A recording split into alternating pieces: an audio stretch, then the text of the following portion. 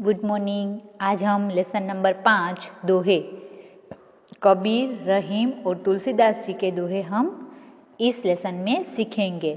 हमें पता ही है कि दोहे है वो 2 लाइन के होते हैं, मगर हमें पूरा जीवन जीने का संदेश दे जाते हैं।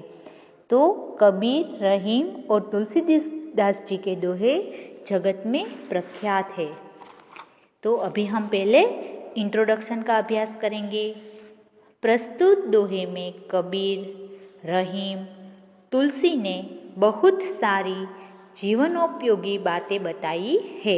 तो यहाँ हमें कबीर, रहीम और तुलसीदास ने हमारे जीवन में जो उपयोगी होती है, हमें जीवन कैसे जीना है, वो अच्छी और सुंदर बातें बताई गई है। प्रस्तुत दोहों में दान प्रियता, संतोष, समानता, अच्छी संगति की महत्ता, विनम्रता, परिश्रम, प्रेम आदि जीवन मूल्यों को निर्देशित किया गया है। तो यहाँ जो दोहे दिए गए हैं उसमें हमें दानवीर कैसे बनना है, संतोष से जीवन जीना है, समानता से रहना है, अच्छे लोगों की हमें मित्रता करनी है, विनम्र रहना है, हमें हार्डवर्क परिश्रम मेहनत करनी है, प्रेम से एक दूसरे के साथ रहना है और दूसरों को भी प्रेम से हमारे घर में बुलाना है। तो ऐसे जो बहुत उपयोगी हमारे जीवन के मूल्य है वो यहाँ हमें बताए गए हैं। तो सबसे पहले संत कबीर, यहाँ कबीर जी की फोटो भी दी हुई है। संत कबीर 15वीं शताब्दी के कवि है। आपने हिंदू और मुसलमानों को उनकी गलतियों के लिए फटकारा है। तो कबीर जी है वो 15वीं शताब्दी के कवि थे। उसने हिंदू और मुसलमान जो झगड़ा करे, आज भी हम हिंदुस्तान और पाकिस्तान के बीच जो झगड़ा हो रहा है ना, तो उस समय में भी संत कबीर ने हिंदू और मुसलमानों को डांटा है, उसकी गलती पर फटकारा है और दोनों को हिल मिल कर रहने का उपदेश दिया है और हिंदू और मुसलमान भाइयों की तरह हिल मिल कर रहे, ऐसा संदेश संत कबीर ने अपने दोहे में दिया है। अभी दूसरे है रहीम, जिसका भी यहाँ फोटो दिया हुआ है। रहीम पूरा नाम अब्दुल रहीम खान खाना है। तो रहीम जी का पूरा नाम अब्दुल रहीम खान खाना है। आप बड़े उदार और अनुभवी थे। तो रहीम जी उदार भी थे और उसने जीवन के अनुभवों में से ये दोहे लिखे हैं। हिंदी में आपने बोधप्रद दोहे लिखे हैं। तो रहीम जी ने हिंदी में हमें कुछ अच्छी शिक्षा मिले, हमें कुछ अच्छा सीखने को मिले, हमारे जीवन में अच्छे मूल्यों का संग्रह हो, ऐसे दोहे रहीम जी ने लिखे हैं। संत तुलसीदास 16वीं शताब्दी के प्रसिद्ध राम भक्त कवि है। तो संत तुलसीदास जी है वो 16वीं शताब्दी के राम भक्त कवि है। आपने रामचरितमानस नामक प्रसिद्ध ग्रंथ लिखा है। वो राम भगवान के महान भक्त थे। उसने रामचरितमानस नाम का प्रसिद्ध ग्रंथ लिखा है। अभी हम कबीर के दोहे पढ़ते हैं। पहला दोहा है, साईं इतना दीजिए जामे कुटुंब समाए। साईं यानी भगवान। तो हे भगवान मुझे इतना दीजिए, जामे यानी जिसमें। तो कबीर जी कहते हैं कि हे प्रभु बस मुझे इतना ही धन और अनाज दीजिए जिससे मेरे कुटुंब, जामे यानी जिससे मेरे कुटुंब का गुजारा हो जाए, मेरे कुटुंब का निर्वाह हो जाए। मैं भी भूखा ना रहूं, साधु न भूखा जाए। तो आप इतना धन और अनाज मुझे भगवान दीजिए कि मैं भी भूखा ना रहूं, मेरे कुटुंब के सदस्य भी भूखे न रहे और मेरे द्वार पर आए हुए साधु संत और फकीर भी भूखे ना लौट जाए। तो पहला दुआ है, साईं इतना दीजिए जामे कुटुंब समाए, मैं भी भूखा ना रहूं, साधु न भूखा जाए। तो कबीर जी भगवान से मांगते हैं कि हे भगवान मुझे इतना अनाज और धन दीजिए कि जिसमें मेरे परिवार का गुजारा हो जाए, निर्वाह हो जाए, मैं भी भूखा ना रहूं, मेरे परिवार के कोई सदस्य भी भूखे न रहे और मेरे दरवाजे पर मांगने आए साधु संत भी भूखे न लौट जाए। अभी दूसरा कबीर का दुआ है, बिना विचारे जो करे सो पाछे पछताए। बिना विचारे, जो व्यक्ति बिना सोच समझे काम करता है वो पीछे पछताता है, उसको बाद में, पाछो यानी बाद में, उसको बाद में पछताना पड़ता है। काम बिगाड़े आपनो जग में होत हसाए। तो वो आपका काम, जो आप बिना विचारे कोई भी काम करते हो तो आपका तो काम बिगड़ता ही है, मगर दुनिया में भी उसकी हंसी उड़ाई जाती है। अपना काम तो वो बिगाड़ता ही है, साथ में वो दुनिया में भी उसकी हंसी उड़ाई जाती है। तो दूसरा दुआ है कि जो व्यक्ति बिना सोचे समझे काम करता है वह बाद में पछताता है। वह अपना काम तो बिगाड़ता ही है, मगर पूरी दुनिया में उसकी हंसी उड़ाई जाती है। तीसरा दुआ है कबीर का, कबीर खड़ा बाजार में मांगे सबकी खैर। खैर यानी कुशलता। तो कबीर है वो कहते हैं कि मैं बाजार में खड़ा हूँ, बाजार में यानी सबके सामने खड़ा होकर भगवान से सबकी कुशलता मांगता हूँ, सबकी भलाई मांगता हूँ, सबकी अच्छाई की प्रार्थना करता हूँ। ना काहू से दोस्ती ना काहू से बैर। मेरी न तो काहू यानी किसी से, मेरी न तो किसी से दोस्ती है और ना ही किसी से मेरी दुश्मनी है। तो तीसरे दोहे में कबीर कहते हैं कि मैं बाजार में खड़ा होके सबके सामने, तो बाजार में ज्यादा भीड़ होती है ना, तो सबके सामने सब लोगों के बीच खड़ा होकर मैं भगवान से सबकी कुशलता मांगता हूँ, सबकी अच्छाई हो, सबकी भलाई हो, इसके लिए मैं भगवान से प्रार्थना करता हूँ। मेरी न तो किसी से दोस्ती है और ना ही किसी से दुश्मनी है। अभी रहीम, रहीम के दोहे हम सीखेंगे। पहला है, रही मन वे नर मर चुके जे कहूँ मांगने चाहे। तो नर यानी मनुष्य, कहूँ यानी किसी के पास, मांगने यानी मांगने जाना। तो रहीम जी कहते हैं कि वे मनुष्य मरे हुए हैं जो दूसरों के पास मांगने जाते हैं। उनते पहले वे मुए जिन मुख निकसत नाही।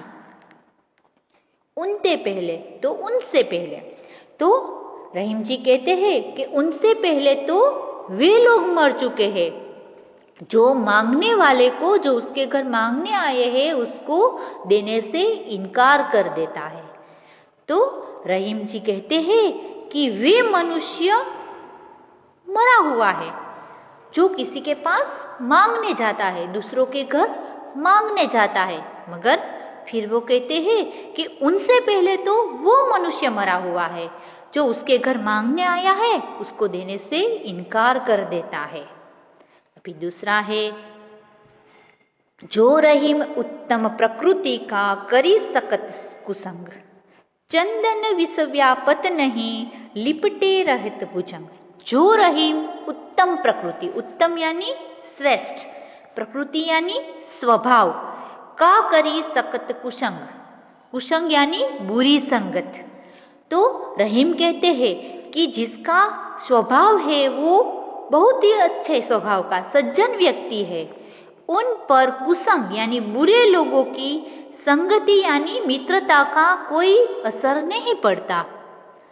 चंदन विष व्यापत, चंदन के वृक्ष पर सांप लिपटे रहते हैं। हमें पता है कि चंदन है वो शीतल होता है, तो उस पर सांप लिपटे रहते हैं, फिर भी चंदन में सांपों का विष नहीं फैलता।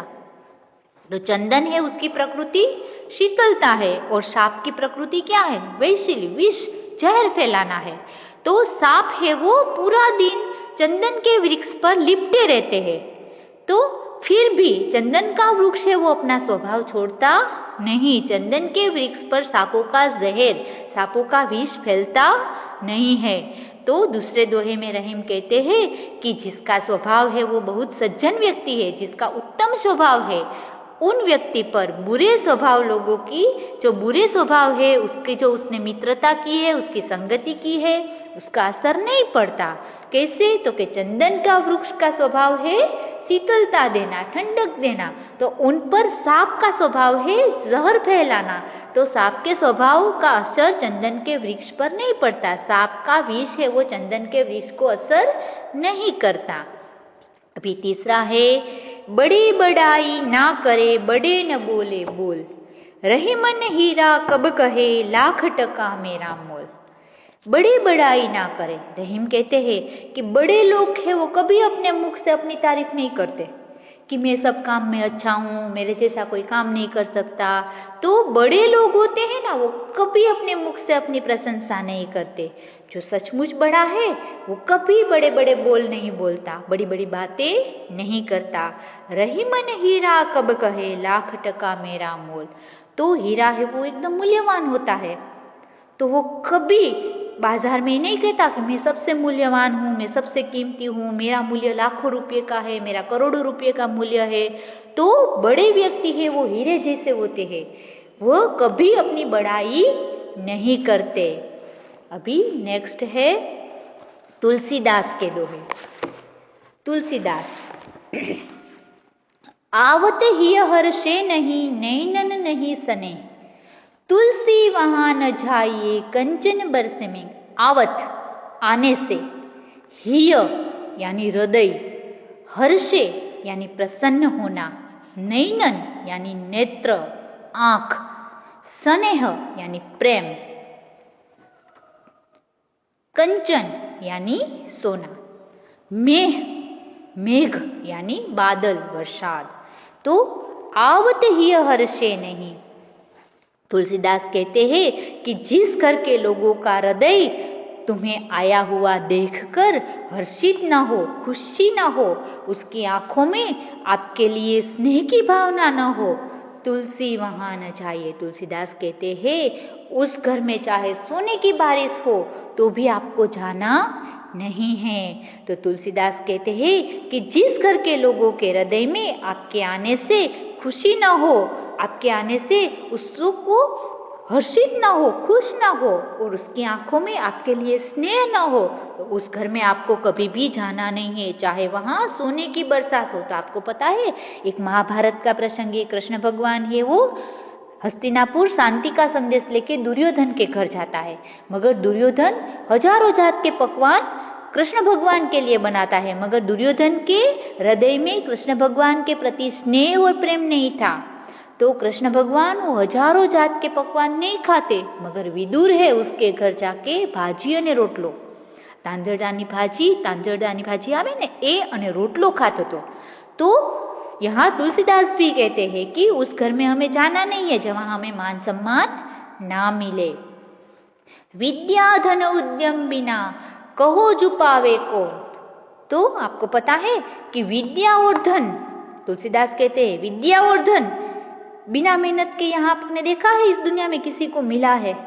तो बिना मेहनत के किसी को मिला है इस हमने कभी नहीं देखा। यदि आपको पढ़ना है, आपको विद्या प्राप्त करनी है और आपको धन कमाना है तो उसके लिए आपको मेहनत करनी पड़ेगी। बिना मेहनत के यदि हम स्टूडेंट हैं तो भी हमें पढ़ाई करनी है, यदि हम पढ़ाई करेंगे तो हमें अच्छी नौकरी मिलेगी। तो विद्या और धन प्राप्त करने के लिए हमें हार्ड वर्क, सख्त मेहनत करनी है।